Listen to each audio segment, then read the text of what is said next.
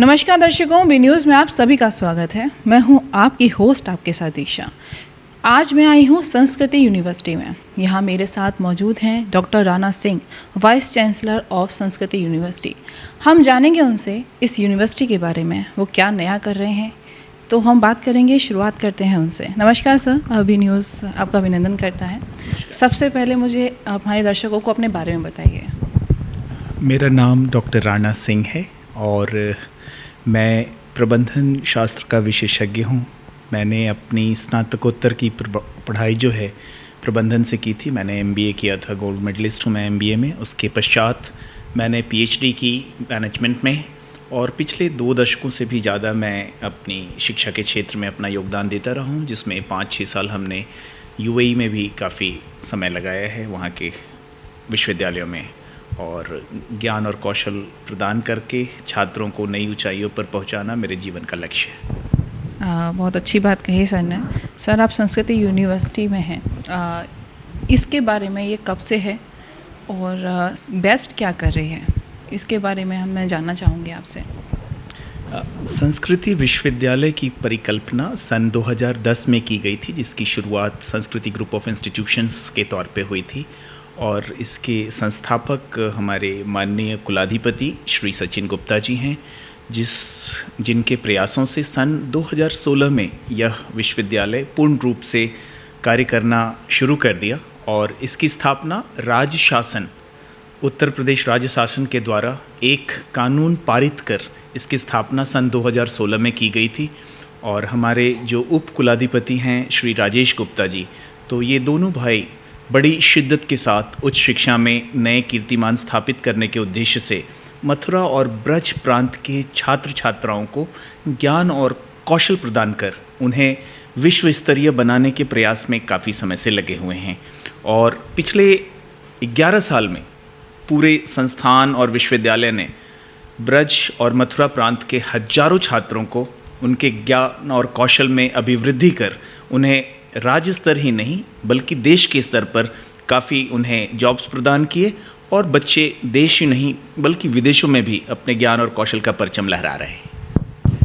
Sir, Mathura में बहुत सारी यूनिवर्सिटी हैं, ब्रज में बहुत सारी यूनिवर्सिटी हैं, आगरा, दिल्ली, अगर बच्चे आगे ही पढ़ते हैं आगरा दिल्ली भी जाते हैं यूनिवर्सिटी के लिए। बट ऐसा क्या है जो संस्कृति यूनिवर्सिटी में बच्चे को प्रवेश करना चाहिए, एंट्री मिलती है तो वो कुछ सोच कर आता है कि this is best about this.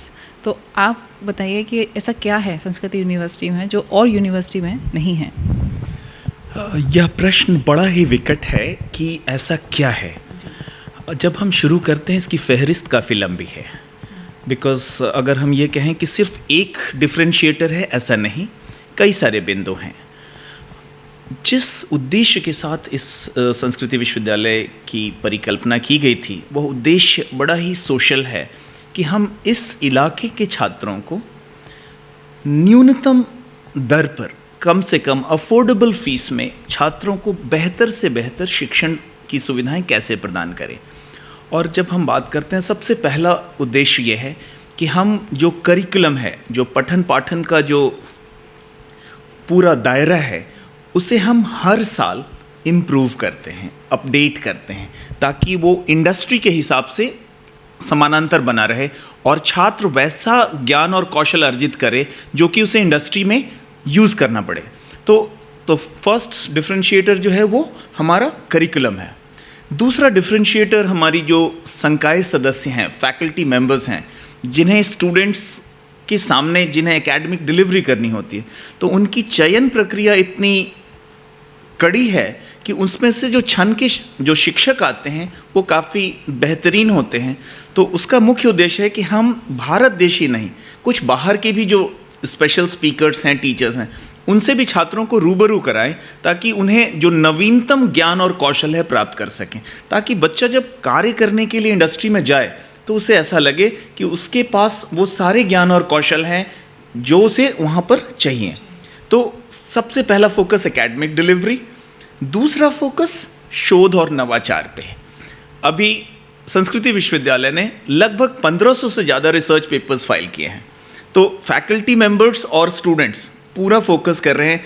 एक तो है, जैसे पुराने ज़माने में शास्त्रार्थ पे जोर दिया जाता था कि हम ज़्यादा जानते हैं या आप ज़्यादा जानते हैं, किसने कितना ज्ञान अर्जित किया।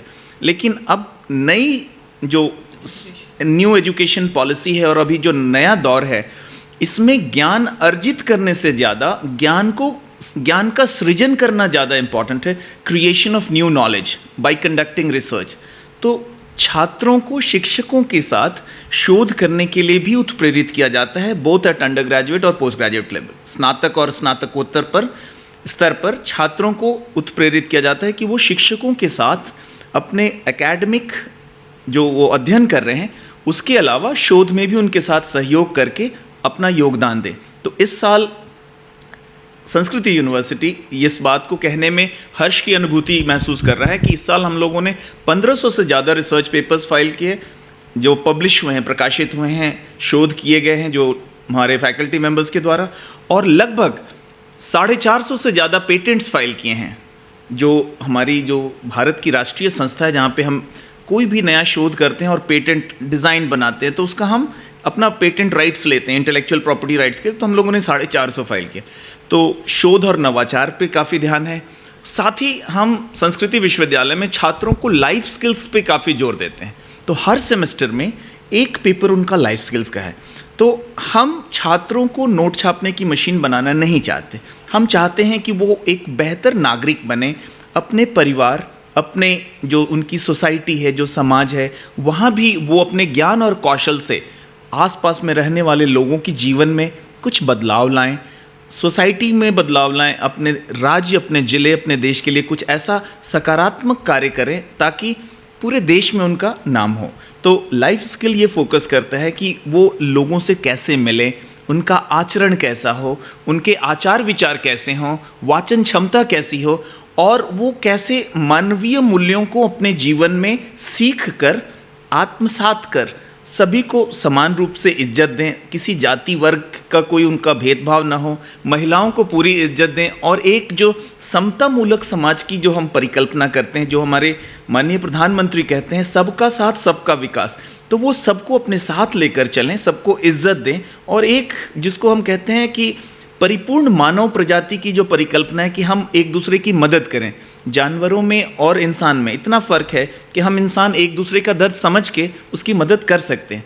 तो हम उन्हें लाइफ स्किल्स पढ़ाकर यह सुनिश्चित करते हैं निश्चित तौर पे कि वो मानवीय मूल्यों को अपने जीवन में अपनाएं और लोगों के साथ बेहतर आचार विचार के साथ जिएं, और जीवन मूल्यों को अपने जीवन में न सिर्फ सीखें बल्कि लोगों के साथ उसे अपने आचरण में परिलक्षित करें। और पूरा प्रयास है कि हम इन छात्रों को बहुमुखी प्रतिभा के धनी बनाकर उन्हें लब्ध प्रतिष्ठित व्यक्तित्व के तौर पे उनमें परिवर्तन लाएं कि वो जिस भी क्षेत्र में हों वहाँ पे अपने कार्यकलापों से अपने परिवार का नाम, विश्वविद्यालय का नाम, जिले और राज्य का नाम रोशन कर सके। तो पूरी परिकल्पना ये है। आपने फिर पूछा और क्या खास है। अब इसको करने के लिए उनको लैब्स में बेहतर से बेहतर नवीनतम सुविधाएं प्रदान कर रहे हैं ताकि लैब्स में जब वो प्रैक्टिस करते हैं, शोध में ऐसा कहा गया है कि बच्चे जो पढ़ते हैं वो भूलते हैं, जो सुनते हैं वो भी भूलते हैं, लेकिन जिसको वो प्रैक्टिस कर लेते हैं वो फिर उनके अंतर्मन में रच बस जाता है। तो पूरा फोकस है सारे लैब्स को नवीनतम जो उनकी इक्विपमेंट्स हैं, जो सामान हैं, उस पर उन्हें प्रैक्टिस कराया जाए ताकि जब वो कॉर्पोरेट में जाएं तो उन्हें ऐसा महसूस हो कि yes we have done it. तो लैब्स के बाद अब हम आते हैं, हमारे यहाँ देश में हमारे एक बहुत ही ज्ञानी जो है हमारे फिलोसफर रहे हैं, विचारक रहे हैं, अरविंदो घोष। तो उन्होंने इंटेग्रल एजुकेशन की बात की थी। तो हमारा विश्वविद्यालय 5 डायमेंशंस पे फोकस करता है। आमतौर पे बहुत सारे विश्वविद्यालय हैं जो कि सिर्फ मेंटल एबिलिटी पे फोकस कर रहे हैं। जब हम मेंटल की बात करते हैं तो ये 5 फोकस एरियाज हैं, मेंटल, फिजिकल, साइकिक, स्पिरिचुअल और वाइटल, 5 फोकस एरियाज। तो अधिकतम विश्वविद्यालय सिर्फ मेंटल एरिया पे फोकस करते हैं। हमारे माननीय प्रधानमंत्री जी ने योग को अंतर्राष्ट्रीय स्तर पर ले गए हैं, तो अब फिजिकल पे भी काफ़ी वो हो रहा है, लेकिन हमारा विश्वविद्यालय शुरू से उस पर फोकस करता रहा है। तो हम इन 5 एरियाज़ पे जो इंटेग्रल एजुकेशन पे है हम फोकस करते हैं। समय समय पर स्पिरिचुअल लीडर्स को बुला के उनका भी उद्बोधन करा रहे होते हैं ताकि बच्चों में, उनके व्यक्तित्व में वो निखार आए जो कि आमतौर पे ऐसा होता है कि हम जैसे बॉडी में विटामिन की डिफिशियंसी होती है, अगर हम कोई विटामिन नहीं लें, ए नहीं लें, तो आँखों की हमारी क्षमता जो है रोशनी चली जाती। तो अगर हमें छात्रों को विचारवान बनाना है, गुणवान बनाना है, शीलवान बनाना है, तो उनके अंदर ज्ञान, कौशल और सम्मिश्रण होना चाहिए। तो यूनिवर्सिटी जो है पूरी उस पर ध्यान देती है और इंटीग्रल एजुकेशन पे फोकस करती है। तो एक तो ये हो गया। इसके साथ अब इंग्लिश की एक लाइन है, all studies and no play makes Jack a dull boy. अगर हम सिर्फ पढ़ाई की बात करें तो शायद उस छात्र की जो है बाकी क्षमता कम हो जाती। एक शोध में यह भी पाया गया है कि अगर छात्र प्रतिदिन आधे घंटे खेल कूद में और योग में खुद को सम्मिलित रखें तो उनके ब्रेन की जो फंक्शनिंग है वो उसमें काफ़ी बढ़ावा और अभिवृद्धि होती है। तो विश्वविद्यालय में खेल कूद की सारी व्यवस्थाएं, मतलब इंटरनल स्पोर्ट्स और आउटडोर स्पोर्ट्स दोनों की पूरी व्यवस्थाएं, और हमारे छात्र छात्राएं जो हैं, आपको जानकर हर्ष होगा, वैदेही मिश्रा, उन्होंने तलवारबाजी में जो है राष्ट्रीय स्तर पर काफ़ी नाम किया है। उसके प्रतिफल के तौर पर माननीय मुख्यमंत्री जी ने उसके घर तक सड़क बनवाई है। तो यह एक मतलब पूरे शहर के लिए गौरव की बात है कि संस्कृति विश्वविद्यालय के एक छात्र ने इतना अच्छा परफॉर्म किया स्पोर्ट्स में कि माननीय मुख्यमंत्री जी के आदेश से पूरे उसके घर तक जो है लंबी सड़क बनाएगी। हमारे एक और छात्र हैं विशाल महलावत, जिन्होंने खेलो इंडिया में ब्रॉन्ज मेडल है।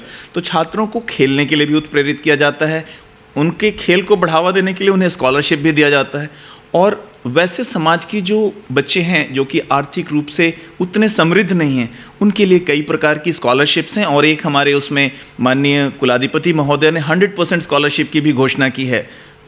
तो कहने का तात्पर्य है कि समाज के विभिन्न वर्गों के पठन पाठन की जो उनकी ओरिएंटेशन है, जो उनकी दिशा है, उसको हम चाहते हैं कि मथुरा में एक नई ऊंचाई पर ले जाएं और पूरे शहर का नाम रोशन करें। विश्वविद्यालय का तो होगा ही होगा, पूरे राज्य को एक नए मंच पर स्थापित कर सकें।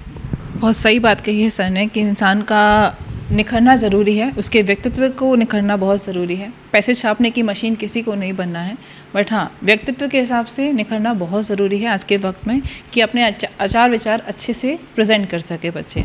सर, इसी के साथ में एक और सवाल कि जो 2 साल से कोरोना महामारी हमारे बीच में है, अभी भी है, थर्ड वेव का अंदाज़ा जो हमें है कि हो सकता है, उसके लिए यूनिवर्सिटी ने क्या प्रिपरेशन की है? अभी तो ऑफलाइन क्लासेस चल रही हैं, ऑनलाइन क्लासेस चल रही हैं, ऑनलाइन क्लासेस चल रही हैं, लेकिन आफ्टर या यूनिवर्सिटी कैसे अपने आप को आगे और बच्चों को लेके जाएगी, उस बारे में क्या कहना चाहेंगे?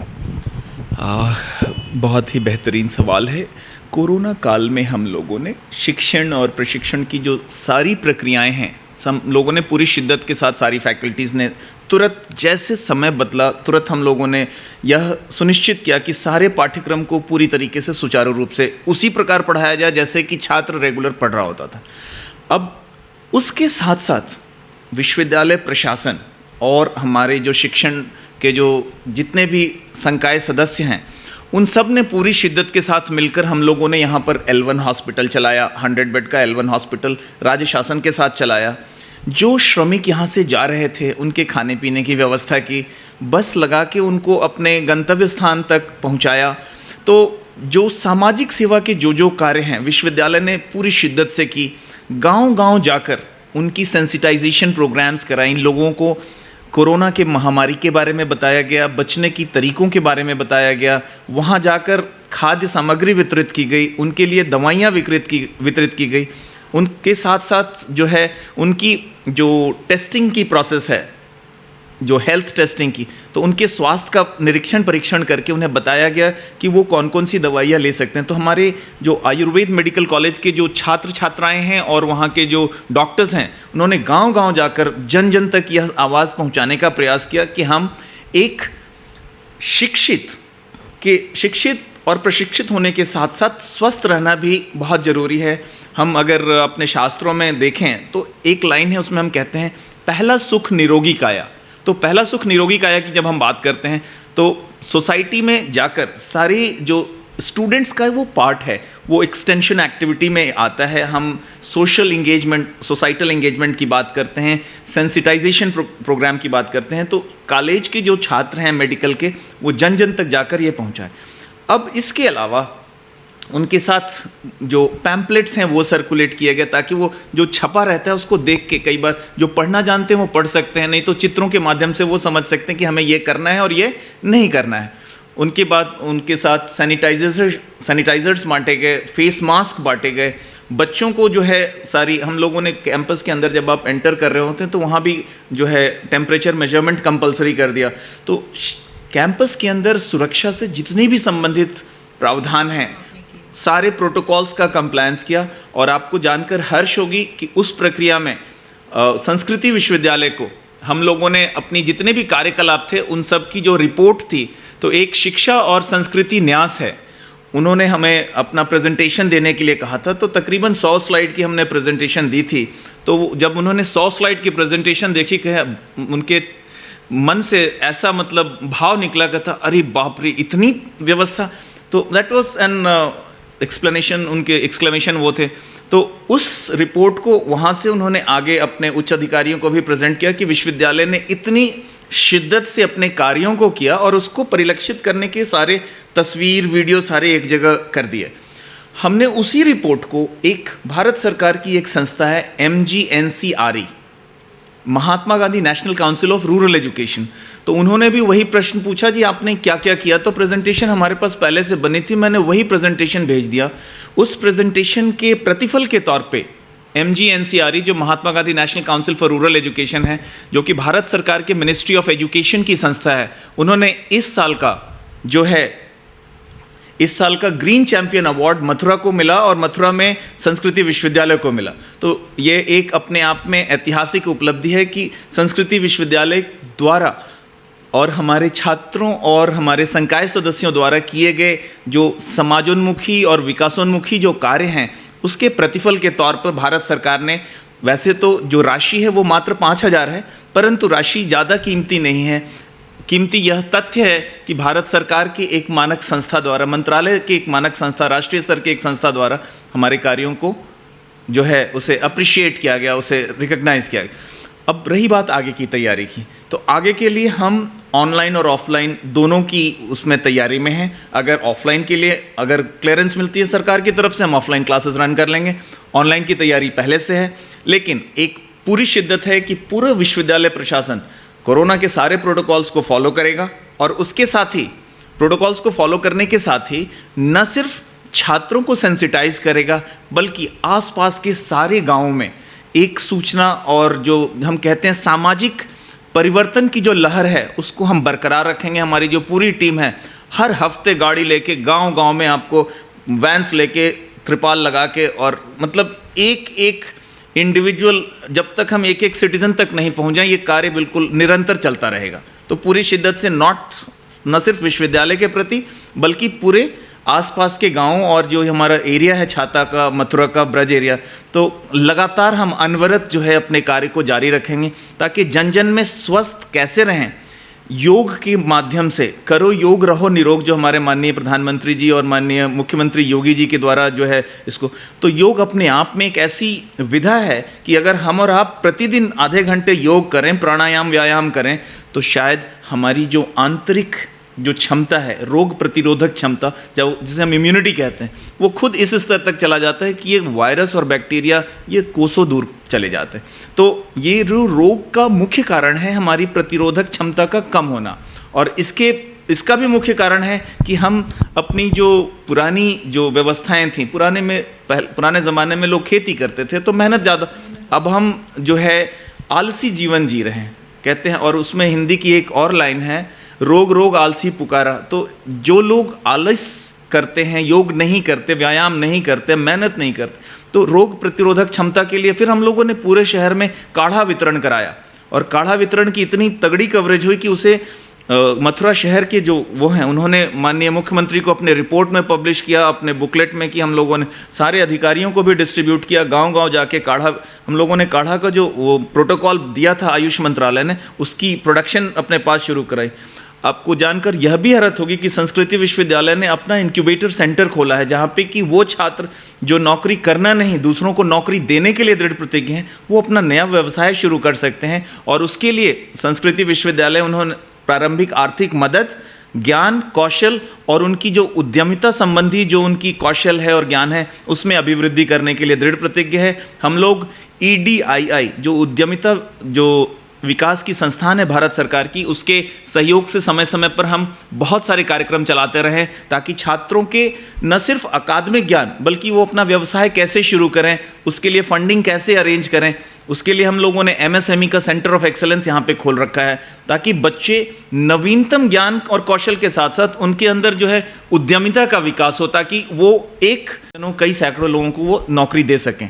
तो सोच अलग है, मतलब लीक से हट के कुछ काम करने का जज्बा है और हम कुछ ऐसा करें कि वक्त की रेत पर अपने निशान छोड़ जाएं। न सिर्फ औरों की तरह नहीं कि ज्ञान क्लास है, लेक्चर पढ़ाया और घर चले गए, नहीं, उन बच्चों के अंतर मन में ऐसी भाव जगा दें कि जीवन में वो कुछ नया इतिहास रच डालें, अपने ज्ञान और कौशल से समाज को बदलने के लिए अपने यहाँ जहाँ भी काम करें वो अपने परफॉर्मेंस ऐसे दें ताकि लोग याद करें क्या काम किया लड़के ने। सर ने बहुत सही बात कही है, मैं भी बहुत एग्री करती हूँ इन बातों से। साथ ही में सर आजकल सबसे ज़्यादा जो देखा गया है पेंडेमिक की वजह से जो आर्थिक मंदी आई है लोगों के बीच में, और फीस जो बच्चे पे नहीं, कुछ ऐसे परिवार भी हैं जो नहीं कर पाते हैं, और फीस स्ट्रक्चर में जो क्या चीज़ें चेंजेस होनी चाहिए आपके हिसाब से, आपकी यूनिवर्सिटी है और वैसे भी आपका क्या कहना है इस बारे में कि फ़ीस स्ट्रक्चर चेंज होनी चाहिए सरकार की तरफ से और यूनिवर्सिटी की तरफ से, जिससे बच्चों को सहूलियत हो पे करने में, क्योंकि आर्थिक मंदी जो कोरोना की वजह से आई है, लोगों के काम बंद हो चुके हैं, आज की डेट में आ रही है, लाइफ धीरे धीरे सेटल हो रही है, बट हाँ आर्थिक मंदी तो बहुत आई है और हर बच्चा, शायद आई डोंट थिंक सो कि हर बच्चा पे कर सकता है, अफोर्ड कर सकता है मेगी यूनिवर्सिटीज़ में जाना। तो उसके बारे में आपका क्या है ओपिनियन और आप क्या कहना चाहेंगे? बहुत ही बेहतरीन सवाल है ये। इस संदर्भ में मेरे जो दृष्टिकोण हैं, हम लोगों ने बहुआयामी इस पर जो है चिंतन मनन और मंथन किया और उसके उपरांत जो हम लोगों ने कार्य किए वो मैं बताऊंगा और सबूत के साथ भी दिखाऊंगा आपको। पहला काम हम लोगों ने किया है कि स्कॉलरशिप पॉलिसी को काफ़ी जो है रोबस्ट बना के और उसको वेबसाइट पे लगा दिया है। 12-13 पेज की जो हमारी स्कॉलरशिप पॉलिसी है वो हमने वेबसाइट पे लगा दी है। उसमें महिलाओं की स्कॉलरशिप अलग है, कोरोना वॉरियर्स के बच्चों की स्कॉलरशिप अलग है, जो हमारे आर्म्ड फोर्सेस के बच्चे हैं उनकी स्कॉलरशिप अलग है, स्पोर्ट्स पर्सन्स के बच्चों, जो स्पोर्ट्स पर्सन बच्चे हैं जो स्पोर्ट्स में, उनके लिए अलग है, जो मेधावी छात्र छात्राएं हैं उनके लिए स्कॉलरशिप अलग है। तो विभिन्न तरीक़ों के तकरीबन 2 दर्जन स्कॉलरशिप्स जो हैं हम लोगों ने अनाउंस किए ताकि बच्चे जो मेधावी हैं वो वंचित ना हो सकें। तो दैट इज़ फर्स्ट, हमारी पहली प्रायोरिटी रही है। उसके अलावा हमने 2 पत्र भारत सरकार को लिखे हैं और उसमें उन्हें सलाह दी है। एक पहली सलाह तो यह है कि केंद्र सरकार छात्रों के हित में, कई परिवार ऐसे हैं, लगभग आधे परिवार ऐसे हैं देश में जिनकी जो मुख्य जो उनके कमाऊ जो लोग थे उन्होंने अपनी नौकरी खो दी है या उनके जो व्यवसाय हैं वो भी उसकी गति कम हो गई है, तो जो उनके आय का संसाधन है वो कम हो चुका। तो उस परिप्रेक्ष्य में मैंने भारत सरकार को 2 पत्र लिखे हैं। पहला पत्र लिखा हमने तकरीबन अब से 1 महीना पहले, जिसमें हमने केंद्र सरकार में नीति आयोग हैं, उसके वाइस चेयरमैन हैं श्री राजीव कुमार जी, तो उन्हें हमने एक छोटी सी सलाह दी है। पूर्व में कई सलाह दी है जिसका उन्होंने अनुपालन परिपालन सुनिश्चित कर दिया। तो मैंने खुद से मोटिवेट होकर मैंने एक और सलाह दी कि केंद्र सरकार को जो है हमारी, जो हम स्कॉलरशिप की बात करते हैं, छात्रवृत्ति की बात करते हैं, तो छात्रों को एक 50-50 का स्कीम बना के दें जिसमें कि बच्चों को वो 50% छात्रवृत्ति दें कि ठीक है आप अमुक स्थान पर आप पढ़ने जाएं, 50% केंद्र सरकार देगी और 50% का दायित्व वो शैक्षणिक संस्थान को दे कि यह 50% आपको तब मिलेगा जब आप उसे पढ़ाकर किसी अच्छे संस्था में नौकरी लगवा दें, तो नौकरी करने के बाद वो बाकी पैसा जो है आपको फीस जमा कर देगा कमा के। तो ये 50-50 का मॉडल हो जाए कि आधा सरकार ने वहन कर लिया और आधा शैक्षणिक संस्थान को तब मिलेगा कि जब उसको अच्छे से पढ़ा के अच्छी जगह नौकरी प्लेस कर दे, ताकि शैक्षणिक संस्थान का भी इंटरेस्ट बना रहेगा कि इस लड़के को हम अच्छे से पढ़ा के जॉब दिलवा दें ताकि जब ये प्लेस हो जाएगा तो बाकी फीस अपनी कमाई से पे कर दे। तो एक तो पहला सलाह ये था। दूसरा सलाह हमने दिया, 2-3 दिन पहले नीतीश कुमार माननीय मुख्यमंत्री बिहार का एक छोटा सा एडिटोरियल कॉलम था दैनिक जागरण में, उसमें उन्होंने अपने बिहार में DRCC स्कीम की बात की थी। वहाँ पे उन्होंने डेबिट कार्ड का स्कीम, क्रेडिट कार्ड स्कीम लागू किया था छात्रवृत्ति देने के लिए, लेकिन उसमें एक चूक ये हुई कि वो सिर्फ उसी छात्र को दे रहे थे जो कि A ग्रेड यूनिवर्सिटी में जिन्हें एडमिशन मिले। तो अब स्थिति वहाँ पर ऐसी है कि जो छात्र गरीब तबके से आ रहा है उनकी वो लेवल ऑफ मेरिट नहीं है कि वो ए ग्रेड यूनिवर्सिटी में compete करके एडमिशन प्राप्त कर सके। पता चला वहाँ पे परसेंटाइल कट ऑफ 90% है, 95% है, ठीक। तो अब उसमें उस बच्चे को एडमिशन के लिए वो एलिजिबल नहीं है, और दूसरी जहाँ पे एलिजिबल है वो वहाँ पे उसे लोन दे नहीं रहे, कहते नहीं जो ए ग्रेड नहीं है, मान लीजिए जो B+ है, कहते नहीं यहाँ देंगे नहीं। तो कुल मिलाकर उस स्कीम की जो है, हम उसको जो कहते हैं, स्कीम तो अच्छा बना दिया लेकिन उसकी मौलिकता पर प्रश्न चिन्ह खड़ा हो जाता है। हम ऐसी स्कीम बनाए जिसका कोई इस्तेमाल ही नहीं कर सके। तो जो बच्चा, उसको जो ए ग्रेड में एडमिशन नहीं मिल पा रहा है, उसको हम लोन वो क्रेडिट उसी को देंगे जिसको ए ग्रेड एडमिशन मिलेगा। तो उस परिवार से है नहीं कि वो उसकी उतनी पुरानी, वो कॉन्वेंट से पढ़ के नहीं आया बच्चा, किसी तरीके से हिंदी माध्यम से पढ़ के आया, 70% पढ़ के आया, 80% पढ़ के आया, और उसे B+ जो नैक ग्रेड के यूनिवर्सिटी में मिला, उसे वो नहीं मिल पा रहा। तो मैंने केंद्र शासन को बताया कि राष्ट्रीय स्तर पर छात्रवृत्ति की एक ऐसी योजना लाने की ज़रूरत है कि हमारे देश के, और हमने कहा कि अगर हम ये नहीं करते हैं, हमारी जो ग्रॉस एनरोलमेंट रेशियो है वो अभी 26.3% पे है।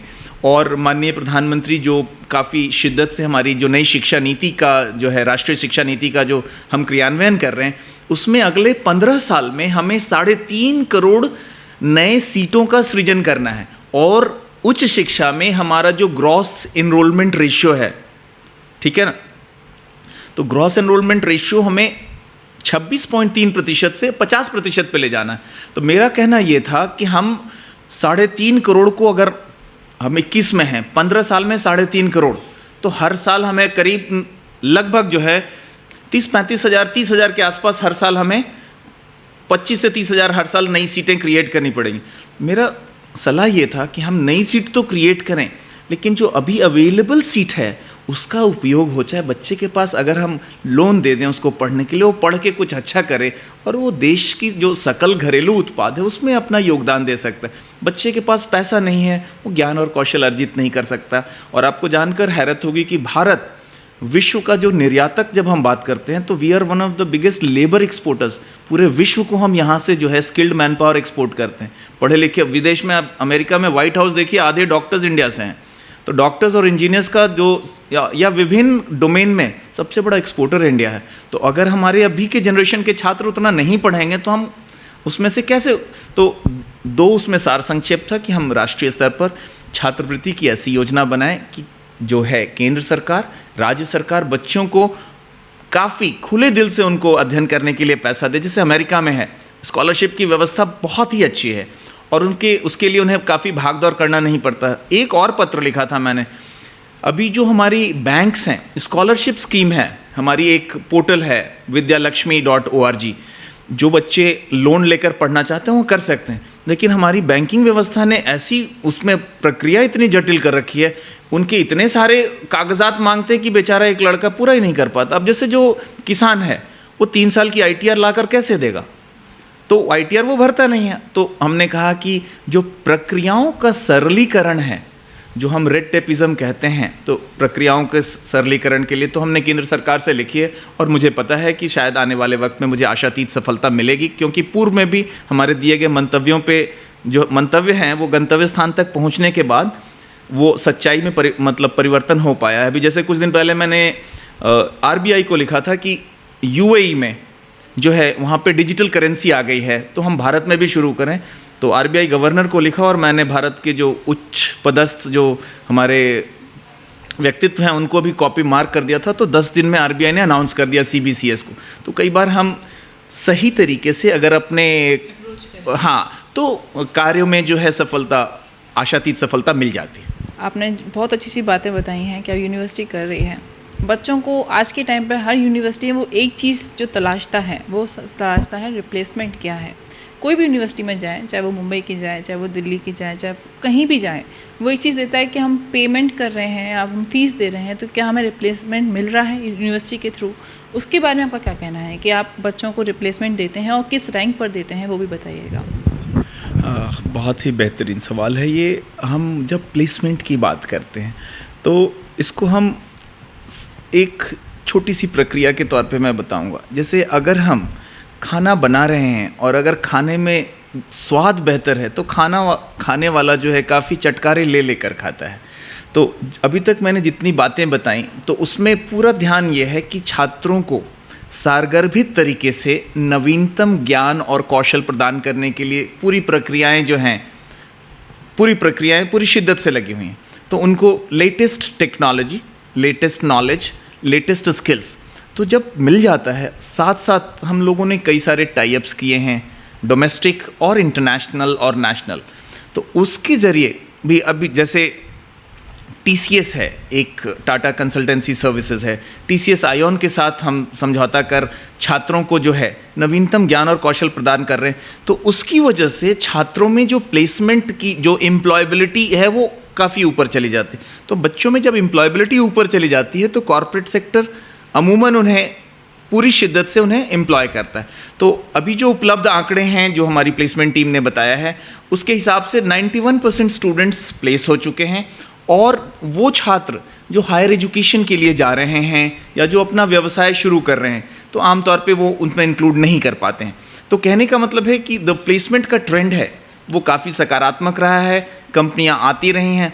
इवन कोरोना काल के दौर पे हम लोगों ने प्लेसमेंट की प्रक्रिया को नहीं रोका। हमने कहा कोई बात नहीं, उनकी CVs कलेक्ट करो, ऑनलाइन भेज दो, इंटरव्यूज़ जूम पे करा लो। तो उस प्रक्रिया की जो गति है उसे हम लोगों ने रोकने नहीं दी। तो उसका जो ओवरऑल जो प्रतिफल है काफ़ी सकारात्मक रहा है और हर साल बच्चे कुछ बेहतर करना चाह रहे हैं, कंपनियां अधिक से अधिक लेकर जा रही हैं, नई नई कंपनियां ऐड हो रही हैं। तो कुल मिलाकर जो शिक्षकों को है उन्हें काफ़ी उनको बल मिलता है, उन्हें खुशी मिलती है कि जब उनके पढ़ाए हुए छात्र अच्छी कंपनीज़ में चले जाते हैं, वहाँ पे अच्छा परफॉर्मेंस दे रहे होते हैं, तो उनको जो है एक काफ़ी सुकून और पेरेंट्स को भी सुकून मिलता है कि हमने जो पैसा लगाया बच्चे का कैरियर बन गया। उनके फीडबैक भी लेके कई बार हम लोगों ने वेबसाइट्स पे डाले हैं, जो बच्चे प्लेस हो जाते हैं उन्हें कैसा महसूस हो रहा है, ताकि वो और बच्चों को मोटिवेट करें कि तुम भी पूरी शिद्दत से मेहनत से पढ़ाई करो। तो उनके हम इंटरव्यूज़ लेके बाकी छात्रों को दिखाते हैं कि देखो ये बच्चे यहाँ पढ़े और यहाँ बेहतर जगह पे पहुँच गए, आप भी पढ़ो, मेहनत करो, ज्ञान कौशल अर्जित करो। और ऐसे और प्लस उन्हें वो बच्चे मोटिवेट भी करते हैं, इंटरव्यूज़ तुम्हें कैसे देना है, किन किन बातों पे ध्यान देना है, कैसे अपनी पढ़ाई पूरी शिद्दत से करनी है, अटेंडेंस रेगुलर रखनी है। 75% का काफ़ी फोकस है हमारे यहाँ कि कम से कम 75% अटेंडेंस होगी तभी आप जो है एग्ज़ाम दे पाएंगे। तो कुल मिलाकर प्रक्रियाएँ इतनी बेहतर की हैं कि कंपनीज़ को भी अप्रिशिएशन। और कई बार ऐसा होता है कि जहाँ पर खुशबू होती है सुगंध दूर तक फैलती है। तो जब आप कुछ अच्छा कार्य कर रहे होते हैं तो कंपनीज़ तक, HR रिक्रूटर्स कम्युनिटी में भी वो मैसेज चला जाता है कि नहीं, इस इंस्टीट्यूशन, इस यूनिवर्सिटी में एकेडमिक रिगर हाई है, वहाँ पे हमें जाना चाहिए, वहाँ पे बच्चे अच्छे मिलेंगे, ज़्यादा तादाद में अच्छे मिलेंगे। तो रिक्रूटर्स का जो इन्फ्लुएंस है वो भी काफ़ी सकारात्मक है। तो आने वाले समय में पूरा प्रयास है, हमारी जो ट्रेनिंग एंड प्लेसमेंट टीम है लगातार बच्चों को ट्रेनिंग देके, उनकी स्किल्स ट्रेनिंग हो गई, बिहेवियरल ट्रेनिंग हो गई, सॉफ्ट स्किल्स ट्रेनिंग हो गई, लाइफ स्किल्स ट्रेनिंग हो, तो उन्हें ऐसा करके तैयार रखते हैं ताकि कंपनीज़ को ऐसा महसूस हो कि नहीं, यही वो छात्र था जिसे हमें ज़रूरत थी। तो कई इंस्टीट्यूशंस में बच्चा तो नॉलेजेबल मिल जाता है लेकिन उसकी moral values, ethical values, professional values उस पर ध्यान नहीं रहता है, वहाँ पे वो एटीट्यूड में जाता है। तो इंग्लिश की एक लाइन है कि हम हायरिंग जो करते हैं वो नॉलेज की वजह से करते हैं और फायरिंग जो करते हैं वो एटीट्यूड की वजह से करते हैं। तो इन्हें जब वो नॉलेज और एटीट्यूड दोनों पॉजिटिव मिल जाए तो रिक्रूटर्स को उससे बेहतर क्या चाहिए। तो वो एक बहुत बड़ा, तो हमारी यूनिवर्सिटी का सबसे बड़ा जो फोकस रहता है लाइफ स्किल्स के ज़रिए बच्चों को एक कुशल जो है व्यक्तित्व के तौर पे उन्हें निखार दिया जाए ताकि कंपनीज जो है ऑटोमेटिकली उन्हें लेकर जाएं। सर, आपके संस्कृति यूनिवर्सिटी में कौन कौन से कोर्सेज चलाए जा रहे हैं, कौन कौन से स्कूल्स चलाए जा रहे हैं, उसके बारे में मुझे थोड़ी जानकारी चाहिए थी आपसे, आप बताना चाहेंगे? बिल्कुल। संस्कृति विश्वविद्यालय में हमारे यहाँ कई प्रकार के जो हैं पाठ्यक्रम का संचालन किया जा रहा है। हम स्कूल ऑफ इंजीनियरिंग की बात करें तो स्कूल ऑफ इंजीनियरिंग में हमारे यहाँ बीटेक पाठ्यक्रम का संचालन किया जा रहा है। बीटेक में बच्चे computer science, civil engineering, mechanical engineering, तो इंजीनियरिंग के विभिन्न विधाओं में जो है स्टूडेंट्स स्टडी करते हैं। बीटेक और एमटेक प्रोग्राम्स का संचालन किया जा रहा है। बीसीए और एमसीए पाठ्यक्रम, bachelor in computer applications, master in computer applications का संचालन किया जा रहा है। तो इन पाठ्यक्रमों से छात्र जो हैं इंजीनियरिंग के क्षेत्र में अपना भविष्य उज्ज्वल बना रहे हैं। हम school of management and commerce की बात करें तो हमारे यहाँ बीकॉम और एमकॉम की पढ़ाई हो रही है, bachelor in commerce, masters in commerce. BBA की पढ़ाई हो रही है, bachelor in business administration, master in business administration.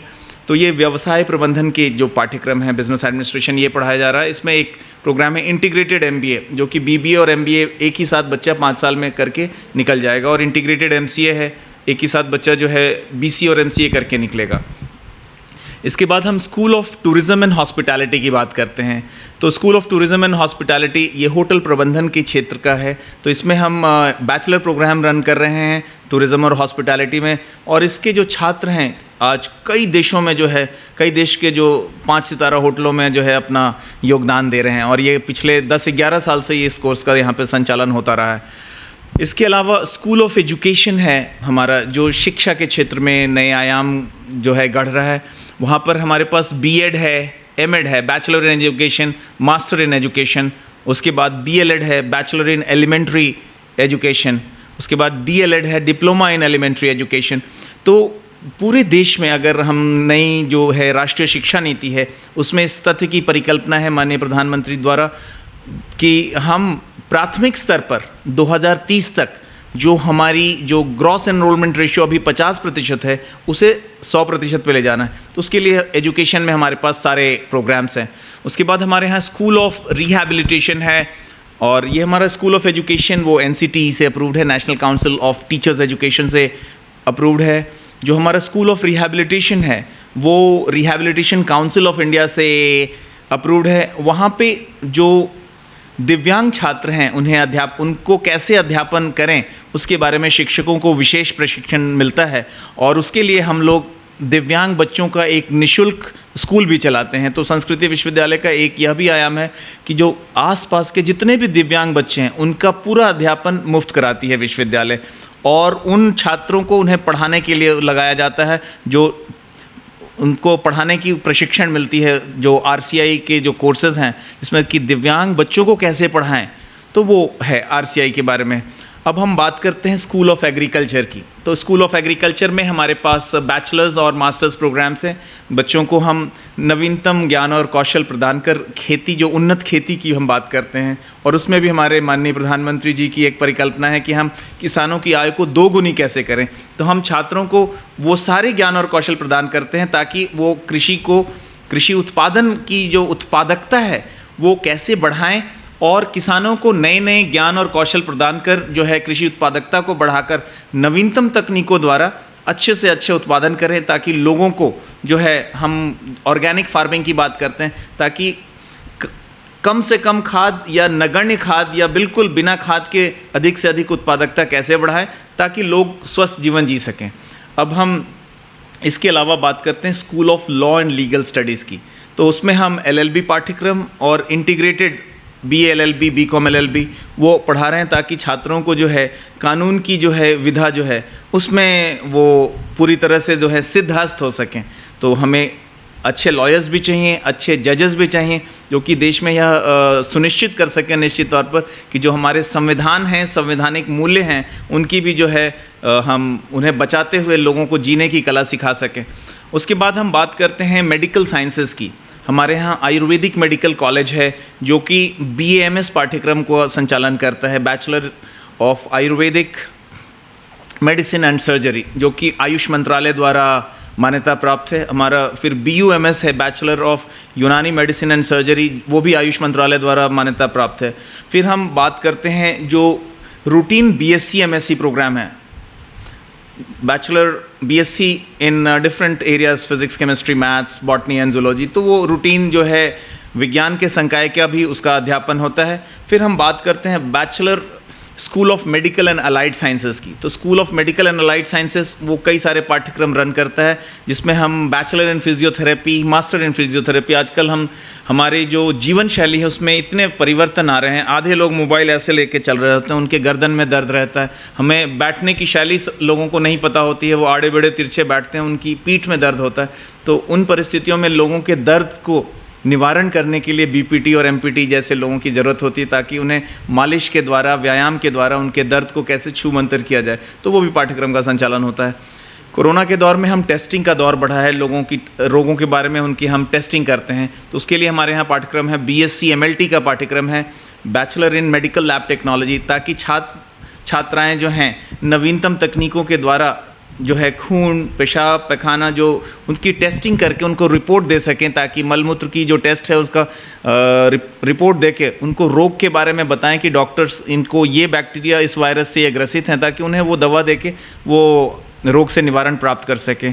एक और हमारे यहाँ पाठ्यक्रम है बैचलर इन ऑप्टोमेट्री। आपको जानकर हैरत होगी कि आजकल मोबाइल पे जो एवरेज स्क्रीन टाइम है वो 5 घंटे से 12 घंटे तक पहुँच गया लोगों का। 5 से 7 घंटे तो आम है, मेरे पास जब 7 घंटे हो जाता तो मोबाइल पे वार्निंग मिलती कि आज आपकी स्क्रीन टाइम 7 घंटे से क्रॉस कर गई।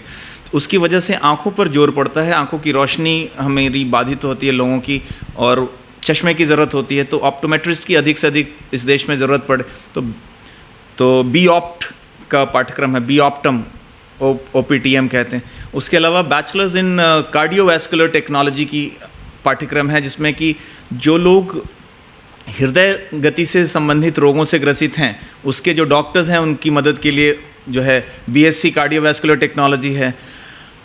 दवाइयों का प्रचलन बढ़ा है, तो दवाइयों के प्रचलन में बी फार्मा और एम फार्मा और डी फार्मा कैसे पीछे रह सकता है। तो हमारा स्कूल ऑफ फार्मेसी काउंसिल द्वारा मान्यता प्राप्त है और वो बी फार्मा और एम फार्मा पाठ्यक्रम का अध्यापन करा रहा है। तो कुल मिलाकर जो अभी हाल में ही हम लोगों ने BSc नर्सिंग पाठ्यक्रम, जो हमारा स्कूल ऑफ नर्सिंग है, उसने नर्सिंग पाठ्यक्रम का जो है संचालन शुरू किया है, ताकि डॉक्टर्स के साथ साथ हमें नर्सेज भी चाहिए जो कि उन्हें मदद कर सकें। तो पूरे और स्कूल ऑफ फैशन डिज़ाइन है हमारा। स्कूल ऑफ फैशन डिज़ाइन में हम बैचलर्स और masters programme, diploma programme offer कर रहे हैं, ताकि लोग देश में ही नहीं बल्कि विदेश में भी बेहतरीन कपड़ों का इस्तेमाल कर सकें और उसका एक्सपोर्ट भी बढ़ा सकें। और पूरा देश जो है आज हर कोई चाहता है हम सुंदर दिखें और प्रेजेंटेबल दिखें, और न सिर्फ सुंदर और प्रेजेंटेबल, विश्व स्तरीय दिखें। तो उसके लिए हम विश्व स्तरीय डिज़ाइनर्स बनाने के लिए प्रतिबद्ध हैं, और हमारा स्कूल ऑफ फैशन डिज़ाइनिंग जो है छात्र और छात्राओं को काफ़ी पूरी शिद्दत के साथ नवीनतम ज्ञान और कौशल प्रदान कर रहा है। और उनके द्वारा कई समय समय पर जो हैं फैशन डिज़ाइन के जो हैं फैशन मॉडलिंग के कॉन्टेस्ट कराए जाते हैं। उनके जो आर्टिफैक्ट्स जो वो कार्य किए रहते हैं उसको वो एक मेला लगाकर परिलक्षित करते हैं और लोग खरीदते हैं। समय समय पर हम लोगों ने यहाँ पे कैंपस में मेला का आयोजन किया है, किसान मेला, सोलर मेला, ताकि छात्र छात्राएं उससे अपने ज्ञान और कौशल में अभिवृद्धि कर सकें और प्रैक्टिस पे भी ध्यान दें। न सिर्फ जो उन्होंने ज्ञान और कौशल अर्जित किया है उसे अपने डे टू डे वर्ल्ड में प्रैक्टिस करके अपने ज्ञान और कौशल को परिलक्षित कर सकें और एक कुशल व्यक्तित्व के तौर पर खुद को समाज को प्रस्तुत कर सकें और दूसरों को भी एक सफल इंसान बनने के लिए प्रेरित कर सकें। और हमारे जो विश्व गुरु भारत की जो परिकल्पना है माननीय प्रधानमंत्री श्री नरेंद्र मोदी जी की, उसमें अपना पूरा योगदान देकर एक सबसे पहले खुद एक कुशल व्यक्तित्व बने और दूसरों को भी कुशल बनने में प्रेरित करें। तो हम सब अगर दृढ़ प्रतिज्ञ हो जाएं कि भारत को पुनः विश्व गुरु के तौर पर स्थापित करना है, तो हम सब मिलजुल कर कहते हैं शिक्षा जो है, education has the power of transformation, पूरे समाज, पूरे विश्व, पूरे देश में आमूल चूल परिवर्तन लाने की क्षमता रखता है। तो नई जो राष्ट्रीय शिक्षा नीति है उसको हम लोग 100% पूरी शिद्दत से क्रियान्वयन करने के लिए दृढ़ प्रतिज्ञ हैं। और हमारे सभी छात्र छात्राएं, पूरा प्रशासनिक अमला और सभी संकाय सदस्य, जो विभागाध्यक्ष हैं, जो अधिष्ठातागण हैं, सब मिलकर दृढ़ प्रतिज्ञ हैं कि पूरी शिद्दत से जो नई राष्ट्रीय शिक्षा नीति है उसका क्रियान्वयन कर छात्रों को एक बेहतरीन व्यक्ति पर स्थापित कर मथुरा, ब्रज प्रांत और उत्तर प्रदेश को उत्तम प्रदेश बनाने में हम दृढ़ प्रतिज्ञ रहेंगे। सर, बहुत अच्छे कोर्सेज हैं आपकी यूनिवर्सिटी में। इसी के साथ मुझे आप एक्चुअली कहना चाहूँगी, मुझे आपसे बात करके बहुत अच्छा लगा अभी न्यूज़ को, और इसी के साथ मैं इस वार्तालाप को विराम देना चाहूँगी। बने रहिए अभी न्यूज़ के साथ।